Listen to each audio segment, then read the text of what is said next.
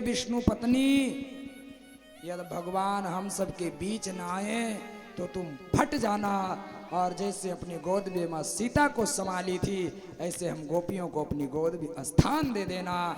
बिना भगवान श्याम सुंदर के हम गोपियां एक क्षण नहीं रह पाएंगे। भगवान नहीं आए।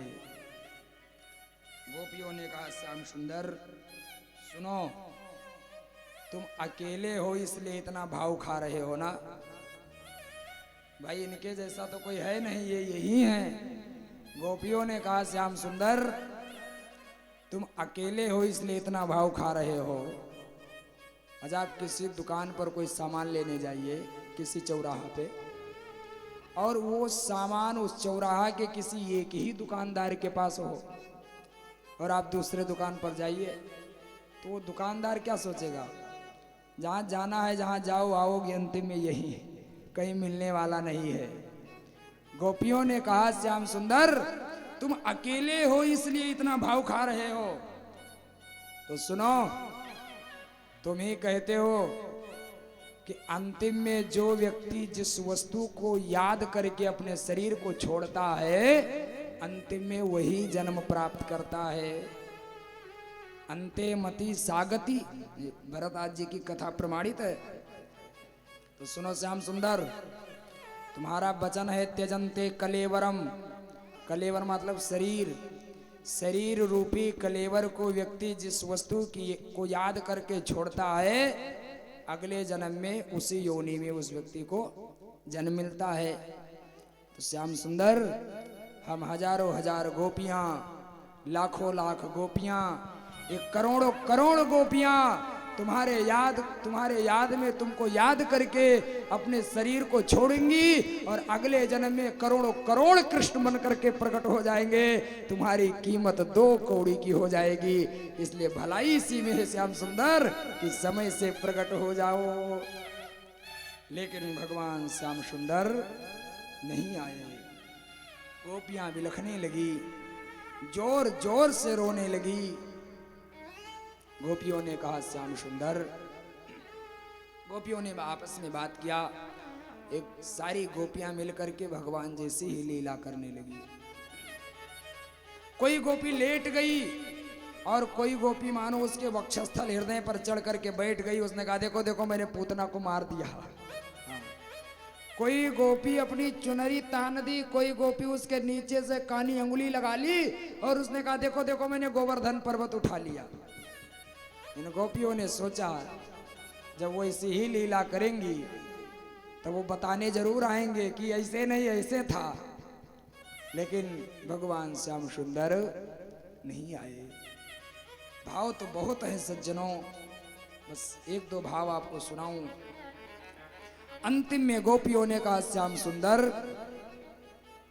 यदि तुम चाहते हो कि गोपियां मर जाए तो जब अघासुर आया, बकासुर आया, सक्टासुर आया, त्रिरावर्त आया, जब हम सारी गोपियां ब्रज में लगी आग में जल रही थी तब तुमने क्यों बचाया? श्याम सुंदर उसी दिन मर जाने देते ना। और सुनो, तुम सोच रहे हो कि गोपियों मेरी याद में प्राण त्याग दो, तो ध्यान रखना, ध्यानेन पादयो पदवीं सखेते। श्याम सुंदर तुम यदि यहां नहीं मिलोगे तो शरीर को छोड़ करके हम गोपियां वहां आऊंगी। ध्यानेन पादयो पदवीं सखेते, जहां तुम बैठते हो बैकुंठ में हम गोपियां शरीर को छोड़ करके बैकुंठ आएंगी। श्याम सुंदर यहां नहीं मिलोगे वहां तो मिलोगे, कहीं ना कहीं तुम जरूर मिलोगे। भगवान श्याम सुंदर नहीं आए। श्रोताओं, सारी गोपियों ने मिलकर के विचार किया तो ये गोपी ने कहा देखो देखो, केवल भगवान हमारे बीच से नहीं गए हैं, ये गोपी भी गई है। सारे गोपियों के भीतर अभिमान आया था, ये गोपी के भीतर मान आया था। यहां स्पष्ट नाम तो नहीं लिखा है कि वो गोपी कौन थी, लेकिन ऐसा संतों का मानना है कि वो गोपी भगवती राधा थी। क्योंकि जो है शब्द आ रहा है अनयाराधितो नूनम भगवान हरिश्वरा। आराधितो, अनयाराधितो नूनम आराधितो, तो इससे स्पष्ट होता है कि मानो जिस गोपी के भीतर केवल मान आया था वो गोपी भगवती राधा थी। भगवत जी में राधा जी का कहीं नाम नहीं है। इसके बहुत कारण है, प्रसंग आ जाएगा तो श्रवण का। अभी अपने विषय पर हम लोग चलें। बोले बाले कृष्ण लाल की जय हो। श्रोताओं, गोपियों ने कहा केवल भगवान श्याम सुंदर हमारे बीच से नहीं गए, गोपी भी गई है।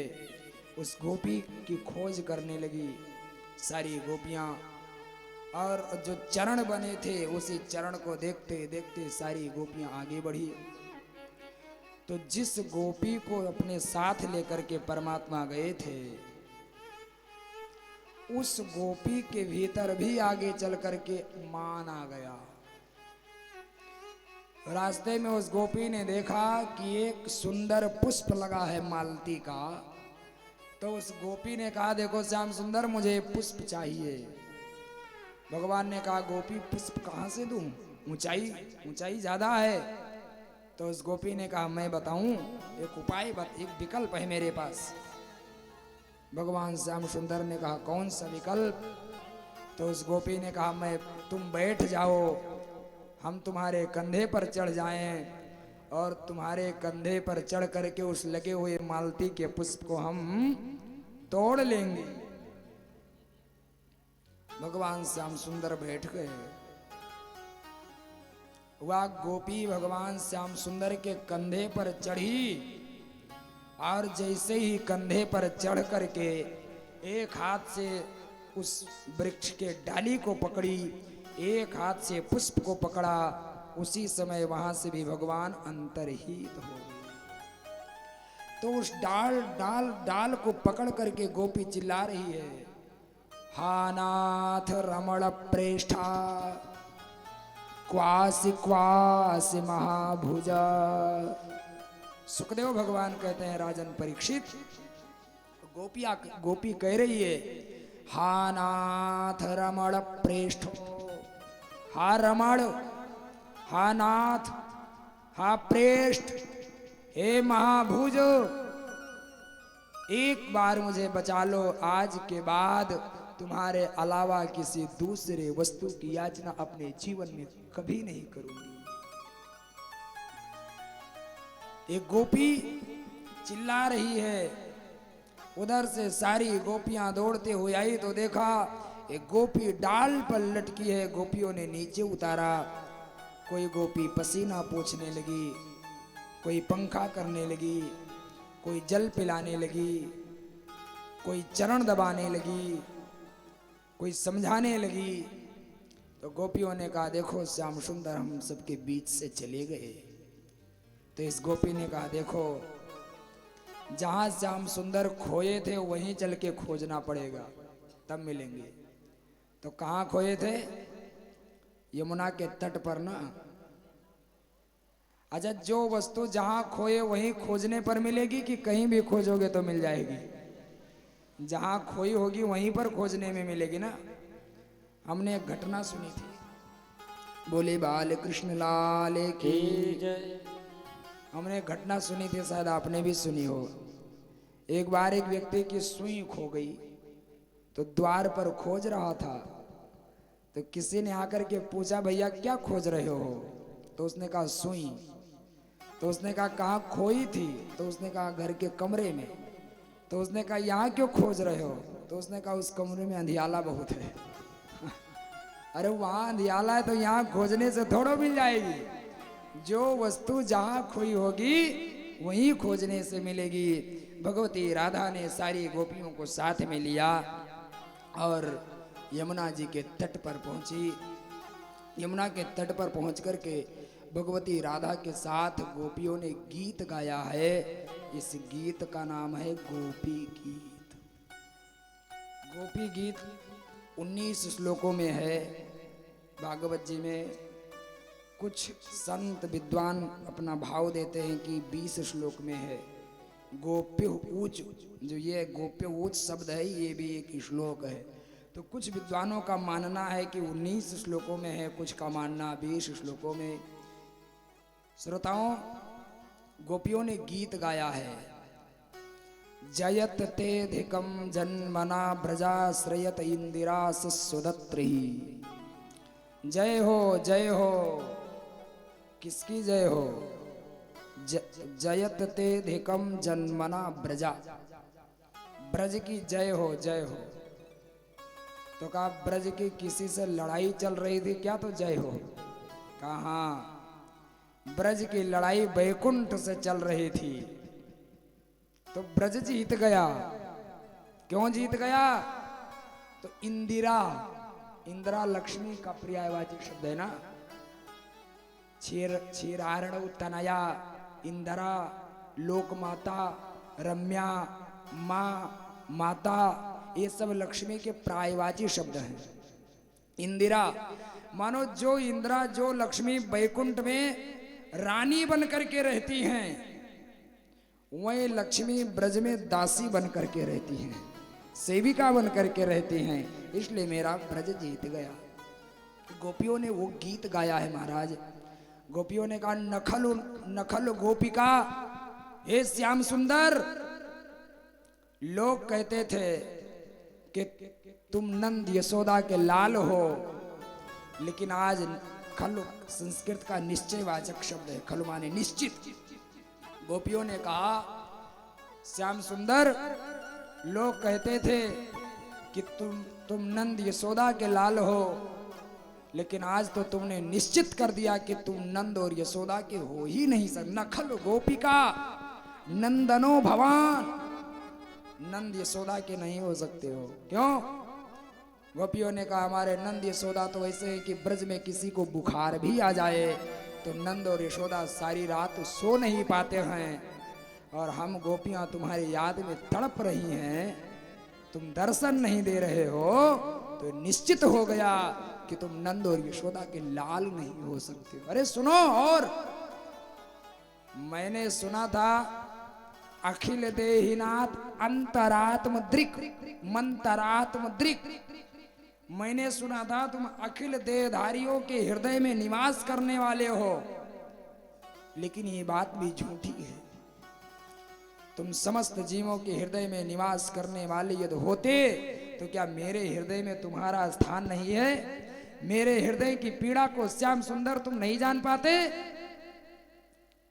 बिखन सार्थितो विश्वगुप्तये, गोपियों ने कहा मैंने सुना था कि तुम ब्रह्मा जी की याचना पर पूरे विश्व के रक्षा के लिए आए थे, लेकिन आज ये निश्चित हो गया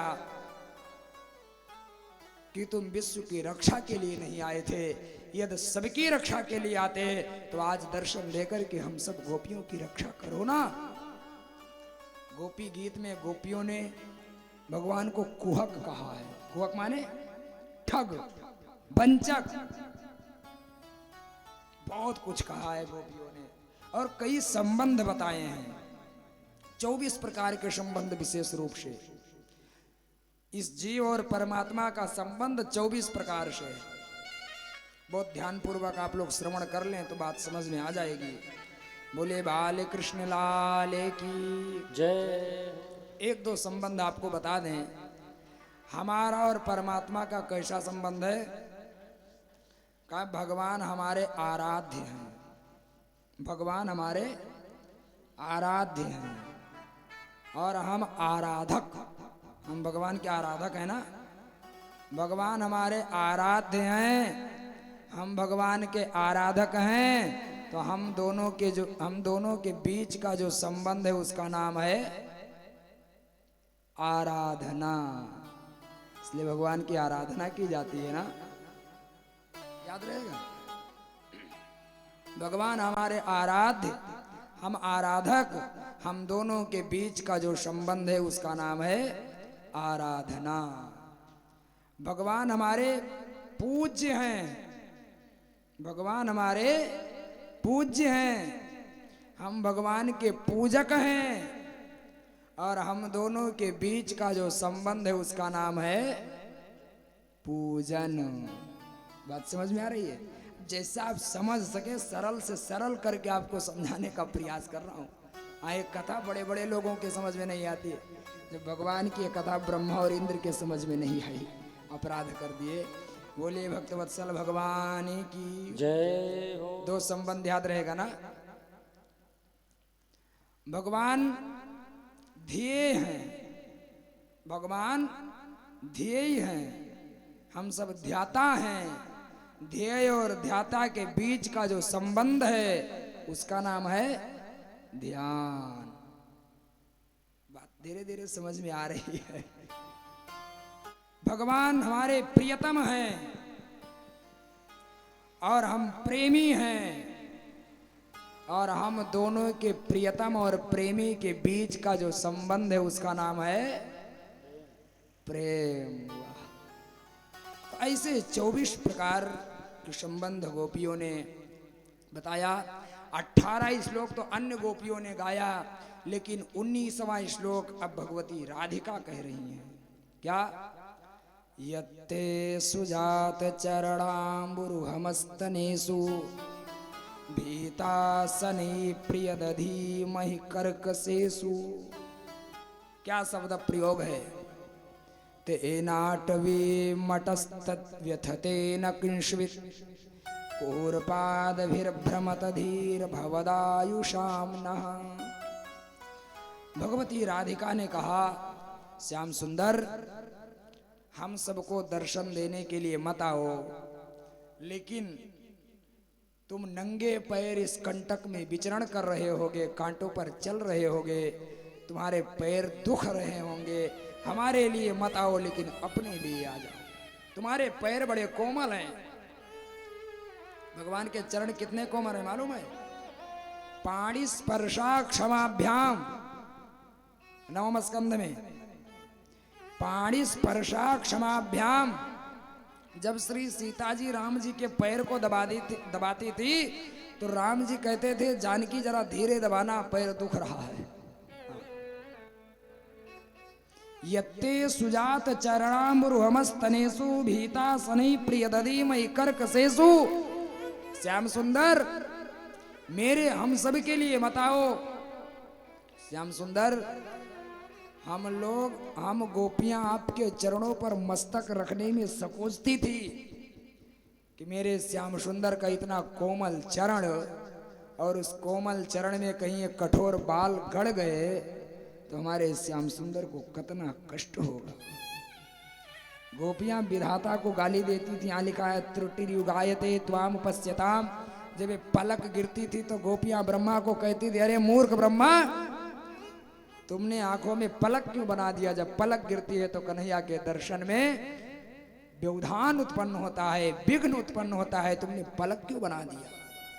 सोचो, जो पलक गिरने से गोपियां व्याकुल होने लगती थी, माने एक क्षण में इतनी व्याकुलता हृदय में आ जाती थी, तो सोचो उनके लिए ये जो घंटे 2 घंटे समय बीते होंगे वो कितने युग के समान रहे होंगे।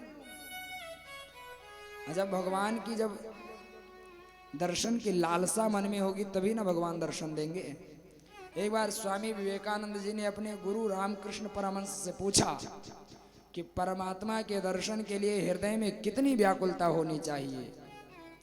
तो स्वामी विवेकानंद के गुरु रामकृष्ण परमहंस ने कहा, चलो नदी स्नान करने चलो, वहीं बता देंगे।